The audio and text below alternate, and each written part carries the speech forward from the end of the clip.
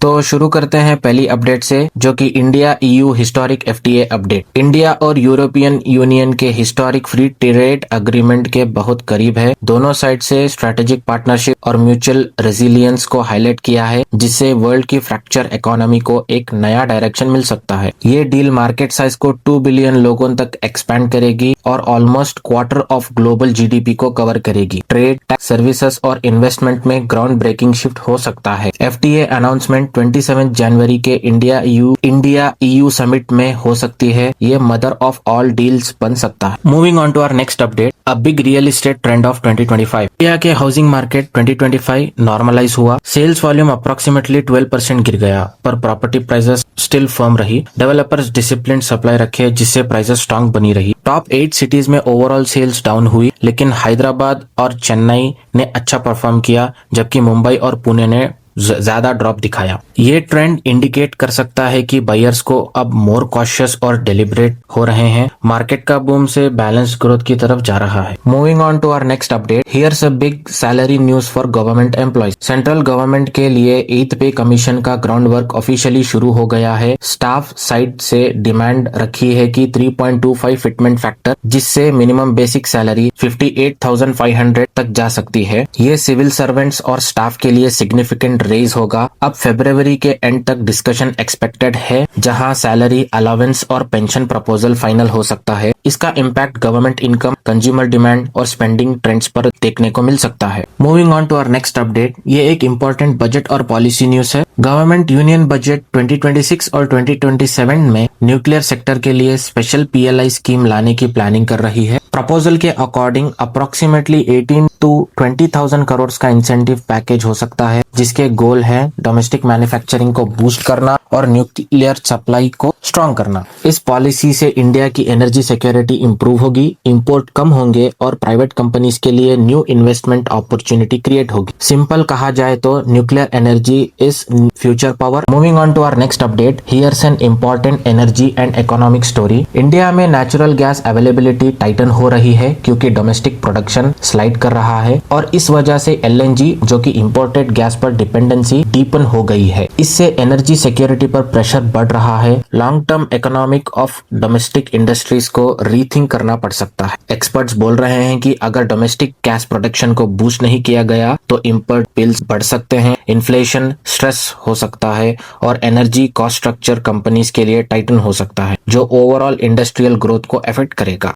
Moving on to our next update, ये एक interesting stock and energy story है। India के न्यूक्लियर एनर्जी सेक्टर सिर्फ बिग नेम्स का नहीं है। कुछ underdog engineering firms quietly India के एटॉमिक एनर्जी पुश को लीड कर रहे हैं। इन कंपनीज को फोकस है स्मॉलर मॉड्यूलर रिएक्टर और प्रिसीजन न्यूक्लियर कंपोनेंट्स पे, और गवर्नमेंट की नेट जीरो 2070 मिशन और शांति रिफॉर्म्स से उनका रोल और इम्पोर्टेंट हो रहा है। इन्वेस्टर्स स्मार्ट मनी ऑलरेडी इनके स्टॉक्स पे नजर रखी है, क्योंकि ये फर्म्स न्यूक्लियर एनर्जी इंफ्रास्ट्रक्चर का कोर बिल्ड कर रहे हैं, जो फ्यूचर एनर्जी और इंडस्ट्रियल ग्रोथ स्टोरी का पार्ट हो सकता है। Moving on to our next update, bank unions ने अनाउंस किया है कि 27 जनवरी को नेशन वाइड स्ट्राइक प्लान करा गया है। यूनियन का मेन डिमांड है वर्कलोड इश्यूज, वेज रिवीजन और स्टाफिंग कंसर्न के एड्रेस करना, जिससे बैंक एम्प्लॉयज का वर्किंग एनवायरनमेंट बेटर हो सकता है। अगर स्ट्राइक होता है तो बैंकिंग सर्विसेज में डिसरप्शन, क्यूज और ट्रांजैक्शन डिलेज दिखने को मिल सकते हैं, स्पेशली ब्रांचेस और कस्टमर सर्विस पे। इसका impact short term cash flow और कस्टमर कॉन्फिडेंस पर हो सकता है। सिंपल वर्ड्स में बैंकिंग ऑपरेशंस थोड़ा स्लो हो सकते हैं 27 जनवरी को। Moving on to our next update, ये एक इंपॉर्टेंट मॉनेटरी पॉलिसी स्टोरी है। रिजर्व बैंक ऑफ इंडिया ने अनाउंस किया है कि वो बैंकिंग सिस्टम में 2 लाख करोड़ से ज्यादा लिक्विडिटी इंजेक्ट करेंगे, यानी 23 billion dollars cash flow market में डालेंगे। इसका गोल है बैंकिंग सिस्टम को सपोर्ट देना, फंडिंग कंडीशन इजी रखना और मनी मार्केट को स्टेबल बनाना। आरबीआई ये liquidity repo operations, government bond purchase और आईएसडी यूएनआर फॉरेक्स स्वैप के थ्रू डालेगा, ताकि बैंक्स को कैश मिल सके और क्रेडिट फ्लो स्मूथ रहे। ये step particularly tight liquidity condition और फंडिंग प्रेशर के टाइम बैंकिंग सिस्टम को बैलेंस में रखने के लिए उठाया गया है। नेक्स्ट अपडेट है बजट 2026 एक्सपेक्टेशन। ये आखिरी अपडेट अपडेट है यूनियन बजट 2026 से रिलेटेड। मार्केट और पब्लिक दोनों की नजर इनकम टैक्स रिलीफ पर, मिडिल क्लास बेनिफिट्स पर और export sector support and taxation simplifications पर है। एक्सप्लेनेशन ये है कि गवर्नमेंट कंजम्पशन बूस्ट करेगी, डोमेस्टिक डिमांड को पुश करेगी और एक्सपोर्टर्स को कॉम्पिटिटिव बनाने के लिए सपोर्ट देगी। बजट का इम्पैक्ट सिर्फ इकोनॉमी पर नहीं होता,